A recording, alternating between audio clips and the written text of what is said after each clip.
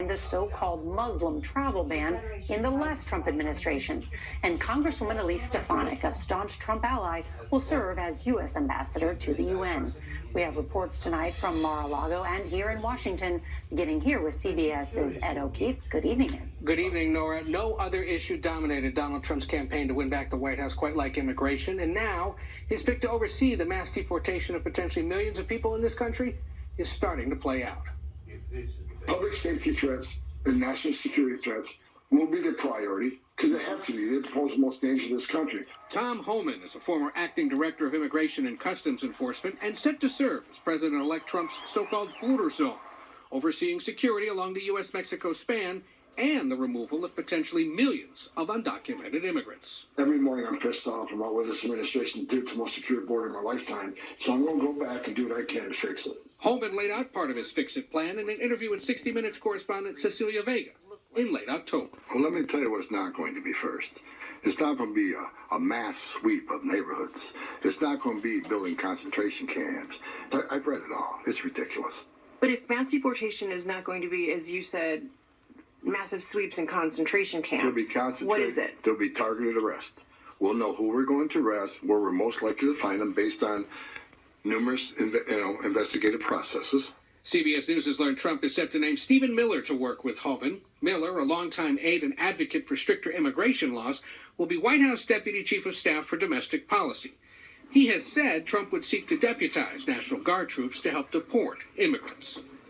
Immigration and Customs Enforcement, or ICE, would take the lead on deportations, but it has just 6,000 agents. Some estimates say the agency needs tens of thousands more people to carry out what Trump is promising. We have seen one estimate that says it would cost $88 billion to deport 1 million people a year. I don't know if it's accurate or not. Is that what American taxpayers should expect? What price do you put on national security? Is that worth it? Is there a way to carry out mass deportation without separating families? Of course there's. Families can be deported together. Some civil rights groups are already promising lawsuits. We need to make sure that every Latino and every immigrant's civil rights are protected. Juan Proyano is CEO of the League of United Latin American Citizens, which is warning immigrants to be prepared. I'm very worried for the community. There is likely a student in my daughter's class or in my son's class whose mother or father may be undocumented. They may lose a parent. Now, despite concerns about the legal, societal, or economic effects of mass deportations and the widespread fear it will cause in immigrant communities, remember, polling during the campaign season found a majority of registered voters supported deporting all undocumented immigrants. Nora. Ed O'Keefe with that new information. Thank you, Ed. And we are also hearing tonight who Trump has picked to represent the U.S. at the United Nations and who he wants to lead the EPA in an effort to cut environmental regulations. CBS's Weijia Jiang has more details now on who is in and who is out with the new Trump administration. President-elect Donald Trump's pick for ambassador to the United Nations has very little foreign policy experience, but 40-year-old New York Congresswoman Elise Stefanik has something he values even more. Loyalty. We the people will never give up on President Trump.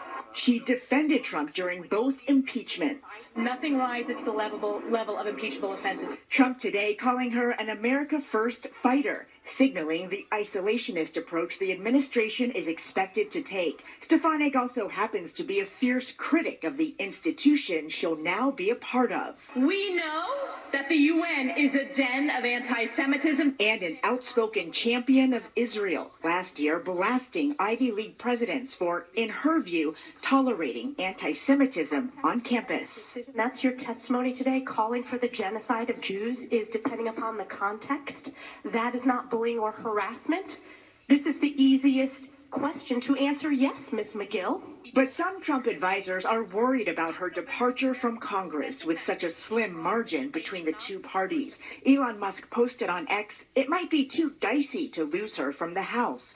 Musk's influence appears to be growing. After spending $100 million to help elect Trump, he spent most of last week at Mar-a-Lago, seen here on the golf course this weekend with Trump's granddaughter. The caption, Elon achieving uncle status.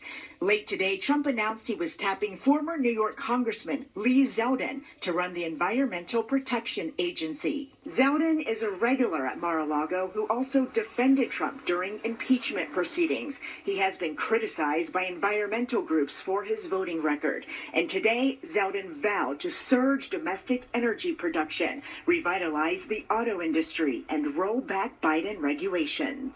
There are regulations that the left wing of this country have been advocating through regulatory power that ends up causing businesses to go in the wrong direction.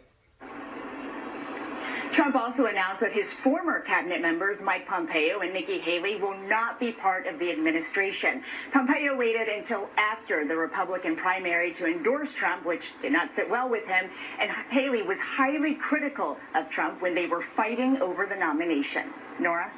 Weijia Jiang in West Palm Beach for us. Weijia, thank you. Just hours ago, jurors found an Indiana man guilty of killing 2 teenage girls. More than 7 years after the Delphi double murder case rocked the small town and the nation. Richard Allen was found guilty on 4 counts of murder, including counts for committing the killings during a kidnapping. C.S. Ian Lee was in the Delphi courtroom for the verdict. Good evening. Good evening, Nora. As the judge read out the verdict inside the Delphi, Indiana courtroom this afternoon, 52-year-old Richard Allen appeared stoic. Behind him, his family wept. On the other side of the courtroom, the families of the 2 murdered teenagers cried and embraced one another. Indianapolis defense attorney John Tompkins followed the case from the beginning. I thought there was a fair amount of questionable evidence, and there were some significant weaknesses in the state's case. Prosecutors say the 8th graders were hiking along an abandoned railroad bridge in Delphi in February of 2017 when they spotted someone. Liberty pulled out her phone and started recording, capturing a grainy image of a man and his voice. Prosecutors say that man was Allen, who then pulled out a gun and forced the teens down a hill where he slit their throats. It took 5 years for authorities to arrest him. He had been working at a pharmacy in the town the whole time. While behind bars, Allen confessed dozens of times to killing the 2 girls, but his defense argued those confessions were under duress, a result of him being placed in solitary confinement for more than a year. Investigators found 2 key pieces of evidence inside Allen's home: a jacket similar to the one worn by the man inside the video, and a gun police connected to an unspent bullet found near the bodies, but no DNA evidence linking him to the murders. Richard Allen will be back in the courtroom on December 20th for sentencing. He faces up to 130 years in prison. Nora? Thinking of those families. Thank you.